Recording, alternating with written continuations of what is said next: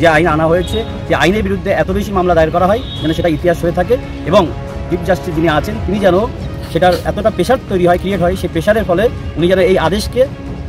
স্থগিত দেন এবং বন্ধ করে রেখে দিয়ে যাতে ওয়াকফ বিলটা সেই মুসলিমদের সম্পদ, বাপদাদা রেখে যাওয়া সম্পদ, সেটা যেন ন্যায্য জায়গায় থাকে, বহাল থাকে, সেটা আমরা কামনা রেখে আজকে আমরা সুপ্রিম কোর্টের দরজায় এসে দাঁড়িয়েছি। আপনি এই কেসের আজকের উকিল হিসেবে নিযুক্ত হয়েছেন, আপনি কিছু যদি বলতেন। না, আমরা প্রথম থেকেই বলে রেখেছি যে এই অ্যামেন্ডমেন্ট বিল যে গভর্নমেন্ট নিয়ে এসছে, বিজেপি গভর্নমেন্ট, যেহেতু এখন পার্লামেন্ট থেকে পাস করিয়ে নিয়েছে, ওদের কাছে নাম্বার ছিল, মেজরিটি ছিল, কিন্তু আমরা মানি যে এই অ্যামেন্ডমেন্ট বিল আনকনস্টিটিউশনাল, ইলিগাল আর এই একটা ইভিল ইন্টেনশনের জন্য নিয়ে আসা হয়েছে। তাই আমরা ওই কনস্টিটিউশনালিটি চ্যালেঞ্জ করেছি, আমরা এখানে প্রসেসটা আরম্ভ করেছি এই ডিক্লেয়ার করার জন্যে যে কতগুলো আর সেকশন যেটা বিলে এখন পাস হয়েছে ওরা সব আনকনস্টিটিউশনাল, সুপ্রিম কোর্ট ওটা ডিক্লেয়ার করে দেবে। পার্লামেন্টে যে ওয়াকফ বিল অ্যামেন্ডমেন্ট সংশোধনীয় করার জন্য চেষ্টা করে বিল পাস করা হয়েছে, সেই বিলের এগেনস্টে আমরা সুপ্রিম কোর্টে একটা পিটিশন দায়ের করতে এসেছি, মামলা দায়ের করতে এসেছি। এবং আমরা এটা বলতে চাই যে আজকে এখানে আসার জন্য মূলত ভিডিও করাটা উদ্দেশ্য নয়, এখানে এসেছি কওমের সাথে। এখানে আসার উদ্দেশ্য এটা যে কালা আইন পাস করা হয়েছে, সেই কালা আইনের বিরুদ্ধে যাতে স্থগিত আদেশ রাখা হয়।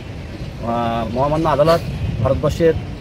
সর্বোচ্চ আদালত, যেখানে আমাদের বিশ্বাস আছে, যেখানে আমরা আস্থা রাখি এখনও, সেখানে আমরা একটা মামলা দায়ের করেছি এই জন্য যে কালা আইনটা পাস করা হয়েছে সেই কালা আইন যেন বন্ধ করা হয়, স্থগিত আদেশ রাখা হয়। আর তার সাথে সাথে আমরা বলবো যে আজকে আমরা পশ্চিমবাংলা থেকে এখানে এসেছি, দিল্লিতে এসেছি, সুপ্রিম কোর্টে মামলা দায়ের করার জন্য এসেছি।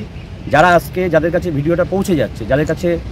আমাদের বার্তা পৌঁছাচ্ছে, আমাদের উদ্দেশ্য এটাই, ভিডিও করার উদ্দেশ্য এটাই যে বেশি বেশি করে যেন পিটিশন দায়ের করা হয়। যেভাবে আন্দোলন চলছে পশ্চিমবাংলা তথা সারা ভারতব্যাপী,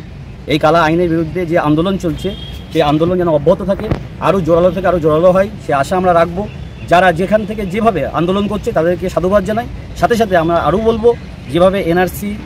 সিএ, তারপরে হচ্ছে পিসি বিলের বিরুদ্ধে পিটিশন দায়ের করা হয়েছিল, আমরা চাই যাতে করে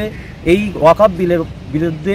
যে আইন আনা হয়েছে, যে আইনের বিরুদ্ধে এত বেশি মামলা দায়ের করা হয় যেন সেটা ইতিহাস হয়ে থাকে এবং চিফ জাস্টিস যিনি আছেন তিনি যেন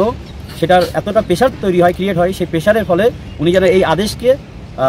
স্থগিত দেন এবং বন্ধ করে রেখে দিয়ে যাতে ওয়াকফ বিলটা সেই মুসলিমদের সম্পদ, বাপদাদা রেখে যাওয়া সম্পদ, সেটা যেন ন্যায্য জায়গায় থাকে, বহাল থাকে, সেটা আমরা কামনা রেখে আজকে আমরা সুপ্রিম কোর্টের দরজায় এসে দাঁড়িয়েছি।